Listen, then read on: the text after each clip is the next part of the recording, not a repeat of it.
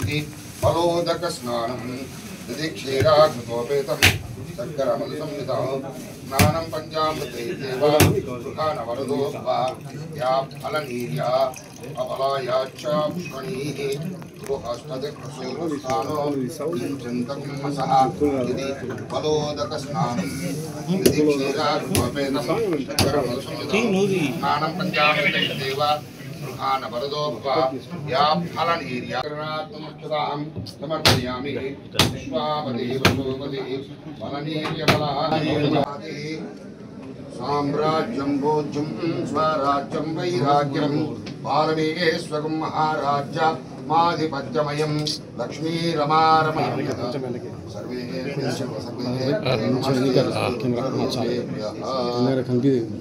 राजाधिराजाय प्रसह्य साहिने नमो श्रवणाय पूर्णये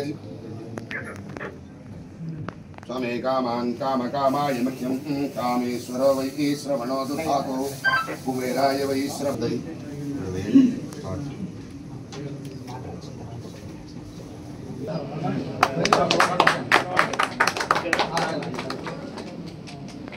Krishna starts.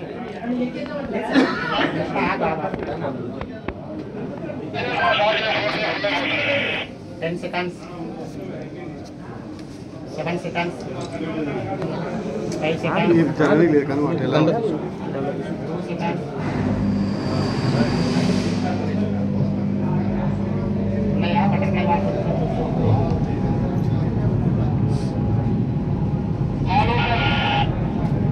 Open అవుతుంది చూడు. 4%.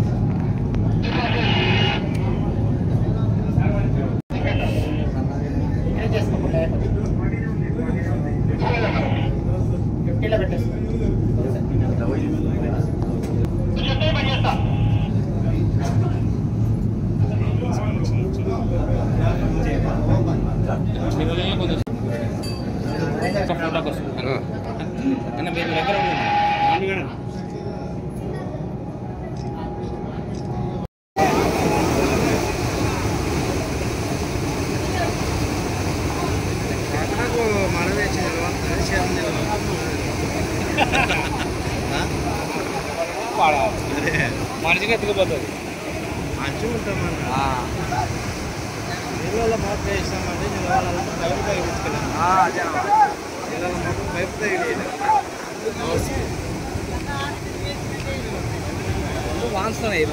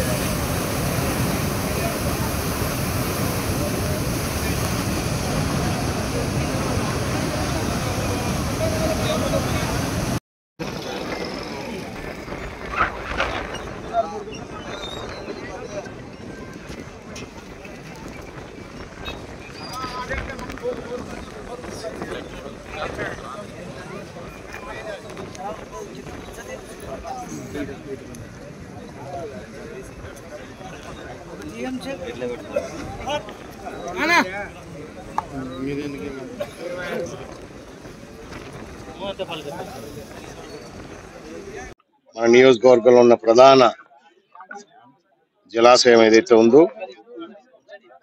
Srisailam reservoir కూడా పూర్తి స్థాయిలో నిండడం జరిగింది. మన గౌరవ ముఖ్యమంత్రి గారు కూడా అక్కడికి వచ్చి గంగమ్మకు జలహారతి ఇచ్చి గేట్లు కూడా ఓపెన్ చేయడం జరిగింది. దాని తర్వాత పోతిరెడ్డిపాడు గేట్లు తీసుకొని రాయలసీమ ప్రాంతానికంతా నీళ్లు వెళ్ళేటట్టు అంటే వెలుగోడు బ్యాలెన్సింగ్ రిజర్వాయర్ కానివ్వండి, కేసీ కెనాల్ కానివ్వండి, అలాగే ఎస్ఆర్బిసికి వీటన్నిటిని కూడా మనం అన్ని కూడా ఓపెన్ చేసుకొని అన్ని నీళ్లు వదలడం జరిగింది. మరి ఈరోజు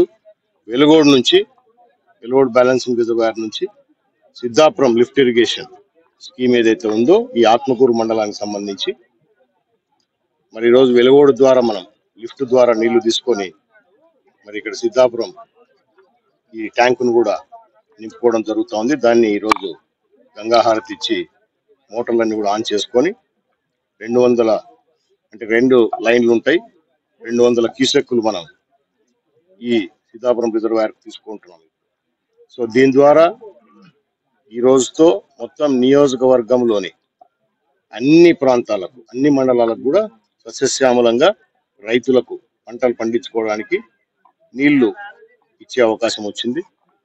భగవంతుని దయ వల్ల, ముఖ్యమంత్రి గారి సంకల్పం వల్ల ఈరోజు బ్రహ్మాండంగా మనకు వర్షాలు తక్కువైనా కూడా మరి పైన ఎగువ రాష్ట్రాలలో మహారాష్ట్ర కానివ్వండి, కర్ణాటక కానీ వర్షాలు పడి మనకు బ్రహ్మాండంగా ఈ రోజు కూడా దగ్గర 1,80,000 క్యూసెక్కులు వస్తూ ఉన్నాయి శ్రీశైలం రిజర్వాయర్లోకి.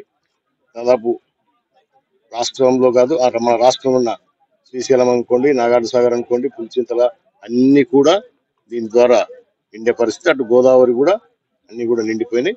ఏదైతే ఇప్పుడు వస్తున్న ఫ్లడ్ వాటర్ అంతా కూడా ఎక్కడికక్కడ మళ్ళా మన రాయలసీమ ప్రాంతంలో, మొన్ననే ముఖ్యమంత్రి గారు చెప్పినట్టు రాయలసీమ ప్రాంతానికి మొత్తం ఉన్న రాయలసీమలో ఉన్న అన్ని రిజర్వాయర్లు కూడా నింపుకొని రైతులకందరికి కూడా రాబోయే కాలంలో వాళ్ళ అవసరాలకు తగినట్టు సాగునీటిని అందించే కార్యక్రమం బ్రహ్మాండంగా చేపడతాం. గత సంవత్సరం కూడా బ్రహ్మాండం జరిగింది, ఈ సంవత్సరం కూడా బ్రహ్మాండంగా జరుగుతుంది. మరి ఈ రోజు మీరు ఒకటి గమనించాలి, ఇక్కడ గడిచిన 5 సంవత్సరాలలో